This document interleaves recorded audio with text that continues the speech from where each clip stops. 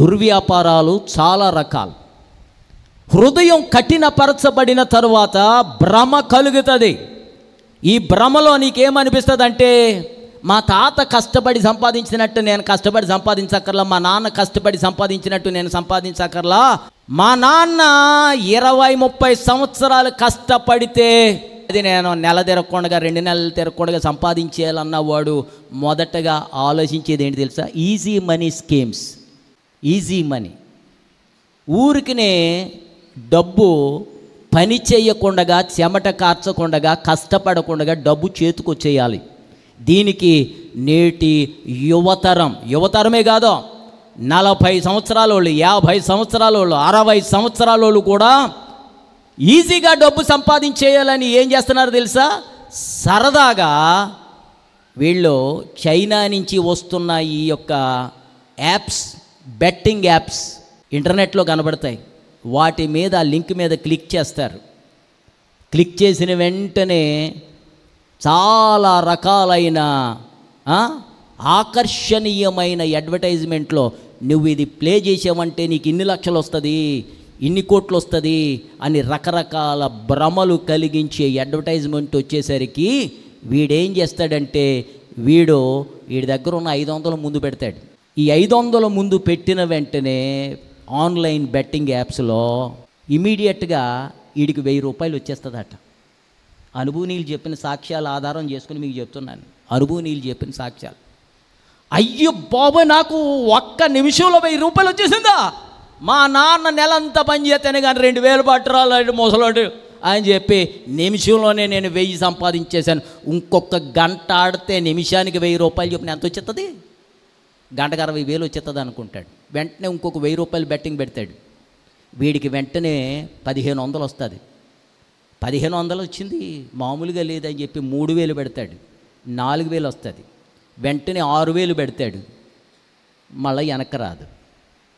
ఏమైనా సరే 6000 మళ్ళీ నేను వెనక్కి తీసుకోవాలని చెప్పి ఫ్రెండ్కి ఫోన్ చేసి, ఒరే గూగుల్ పే ఇంకొక 10,000 వేయరా నాకు అంటాడు. 10,000 వేస్తాడు. ఈ 10,000 కూడా మళ్ళీ వెనక్కి రాదు. ఈ మధ్య నేను యూట్యూబ్లో ఒక జరిగిన సంఘటన చూచాను. తెలంగాణలో ఒక కుటుంబం, తల్లిదండ్రులు ఇద్దరు రైతులు కష్టపడి పని చేసుకుని, వాళ్ళు కొంత భూమి ఉంటే ప్రభుత్వానికి అవసరమయ్యి ఆ భూమి తీసుకుని చక్కటి ధర ఇచ్చింది. ఆ డబ్బంతా అకౌంట్లో వేసుకున్నారు.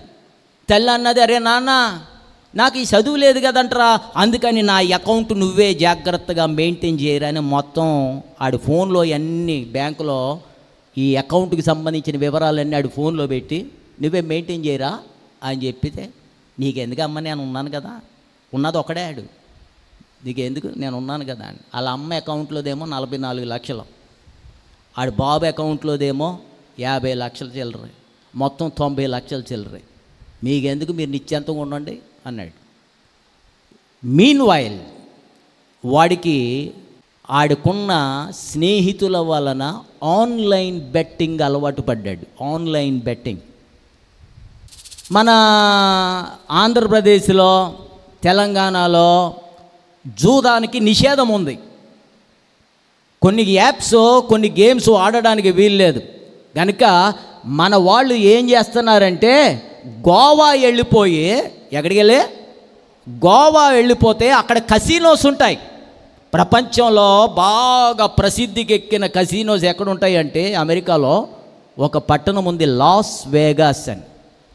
అనండి, అంటే సరదాగా చెప్తున్నాను నేను. అక్కడికి వెళ్ళినోడు బతుకు లాసే. ఆ పట్టణానికి వెళ్ళినోడు 2 రకాలుగా లాస్ అయిపోతాడు. ఒకటే ఆత్మ మీద పోద్దాడికి, రెండో జోబులు మొత్తం ఖాళీ అయిపోతుంది.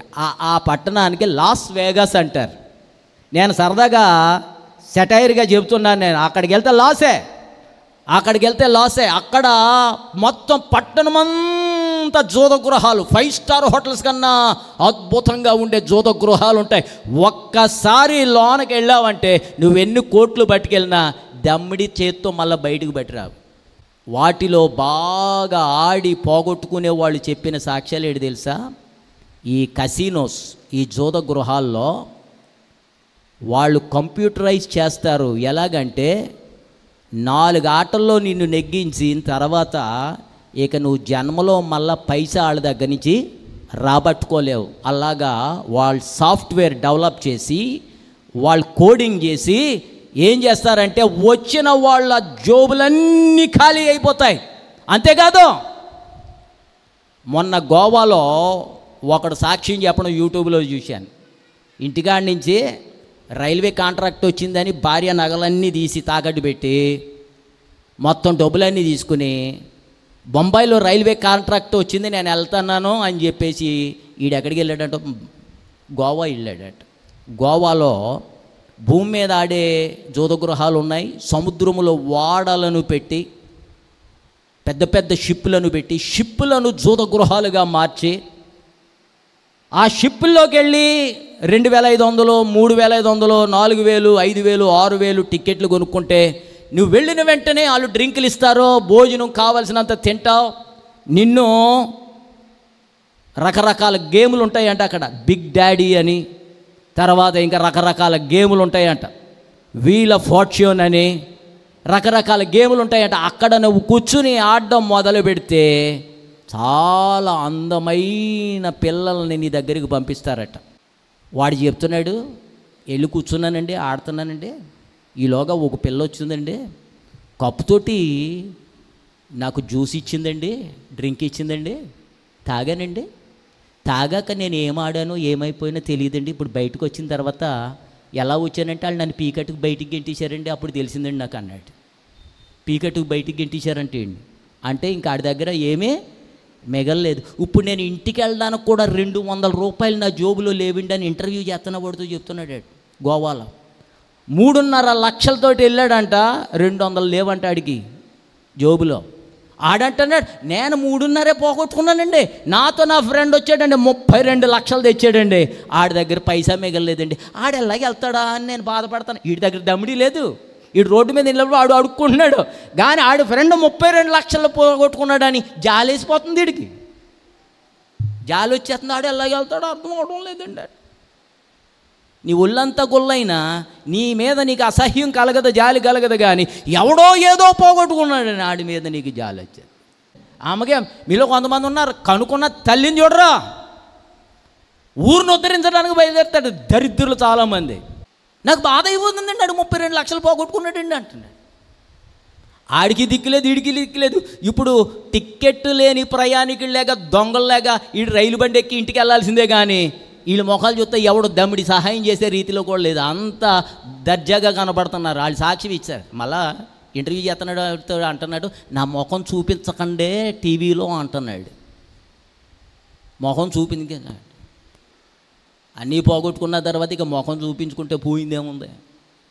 తెలంగాణలో కుర్రోడు గురించి చెప్పాను కదా, అమ్మ బ్యాంక్ అకౌంటు, నాన్న బ్యాంక్ అకౌంటు ఆడే మెయింటైన్ చేస్తున్నాడు. దాదాపు 90 లక్షల చిల్లర.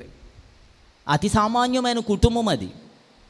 ఆస్తులు అమ్ముకోగా వచ్చిన సొమ్మంతా ఈడు కోసమే దాచి ఉంచితే వీడికి వ్యసనాలకు లోనైపోయి, ఆన్లైన్ బెట్టింగ్కి లోనైపోయి 5,000 కాసి లాస్ అయిపోయి, 10,000 కాసి లాస్ అయిపోయి, 50,000 కాసి లాస్ అయిపోయి, మొత్తం ఒక రోజు వచ్చింది 90 లక్షల చిల్లర కంప్లీట్గా ఖాళీ చేసి పడేశాడు తల్లిదండ్రుల యొక్క bank account.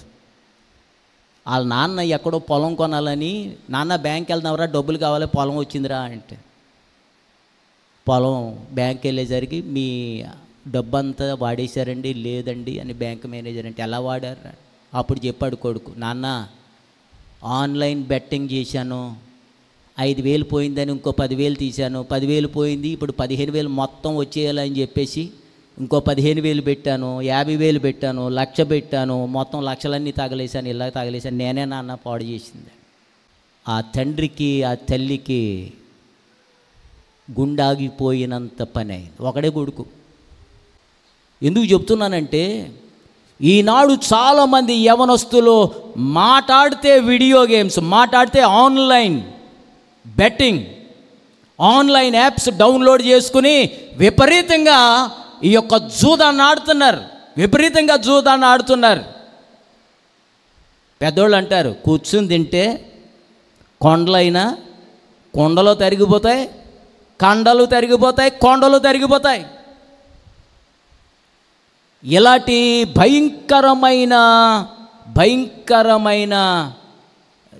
Get rich soon schemes, అవి స్కీమ్స్ కాదు, అవి స్కామ్స్.